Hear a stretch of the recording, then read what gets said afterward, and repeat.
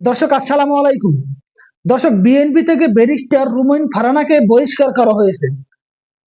জানানো হয়েছে যে ব্যারিস্টার রুমিন ফারহানা দলীয় শৃঙ্খলা ভঙ্গের দায়ে তাকে বহিষ্কার করা হয়েছে। তবে একটা বিষয় বোঝা যাচ্ছে যে ব্রাহ্মণবাড়িয়া ২ আসন থেকে ব্যারিস্টার রুমিন ফারহানা দলীয় মনোনয়ন প্রত্যাশী ছিলেন, কিন্তু তাকে দলীয় মনোনয়ন দেওয়া হয়নি। তাই তিনি বিদ্রোহ প্রার্থী হিসেবে মনোনয়ন সংরক্ষণ করেন। এরপর থেকেই বিএনপি তাকে বহিষ্কার করেছে।